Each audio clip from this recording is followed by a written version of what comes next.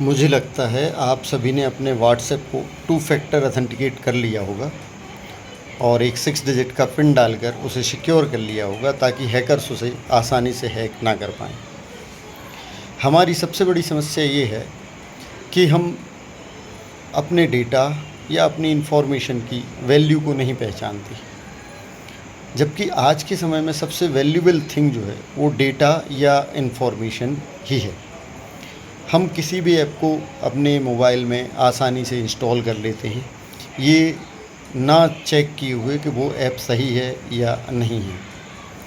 देखिए, कोई भी ऐप जो है वो आपको फ्री नहीं मिलता। हमें लगता है हमने कोई ऐप इंस्टॉल किया है तो वो फ्री है, कहीं ना कहीं से वो किसी न किसी तरह से कुछ ना कुछ अर्न करता है।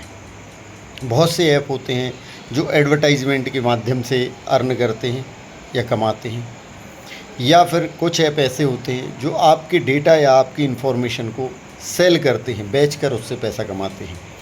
लेकिन कोई भी ऐप आपको फ्रीली अवेलेबल नहीं होता, कुछ ना कुछ वो किसी न किसी तरीके से आपसे वैल्यू ले लेता है। और हम ये सोचते हैं कि हम अपनी इन्फॉर्मेशन या डेटा को किसी से शेयर नहीं कर रहे हैं, लेकिन वो ऐप के माध्यम से ऑटोमेटिकली कई बार शेयर हो जाती है। देखिए, साइबर सिक्योरिटी या इंटरनेट में कहा जाता है कि जो भी आपको फ्री मिल रहा है वही सबसे महंगा है, क्योंकि आपको नहीं पता कि उसके लिए आप क्या वैल्यू चुका रहे हैं।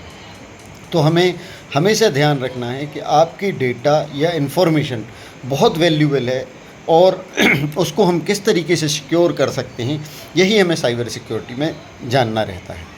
तो अब सबसे पहली बात ये आती है कि हमारे यहाँ लोगों को लगता है कि उन्हें कोई हैक नहीं कर सकता, या फिर दूसरे तरह के लोग होते हैं जो ये सोचते हैं कि हमें आखिर कोई क्यों हैक करेगा। ये सबसे बड़ी गलतफहमी है, क्योंकि आज की डेट में एक बहुत सिंपल सा सेंटेंस आपको याद रखना है कि 2 ही प्रकार के लोग हैं जो इंटरनेट यूज़ कर रहे हैं। उसमें 2 प्रकार के लोग हैं। एक तो वो जिनको पता है कि वो हैक हो चुके हैं, और दूसरे वो जिनको नहीं पता कि वो हैक हो चुके हैं, लेकिन कहीं ना कहीं किसी न किसी तरीके से आपको हैक किया जा रहा है।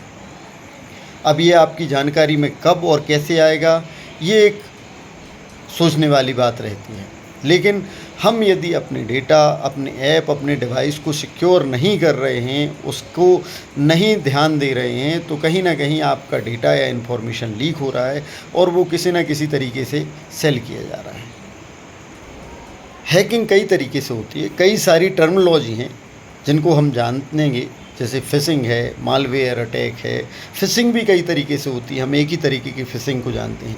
कई बार हम लिंक या OTP की ही बात करते हैं, लेकिन ये बहुत कॉमन मीडियम हो गए हैं। हैकर्स को भी पता है कि ये माध्यम ऐसे हो गए जो लोगों की जानकारी में हैं, तो वो तरह तरह से दूसरे तरीके अपनाते हैं हैक करने के लिए। तो हमें बहुत ही सावधान रहने की ज़रूरत है ताकि हमारा डेटा, हमारा ऐप, हमारी मनी सभी सिक्योर रहें।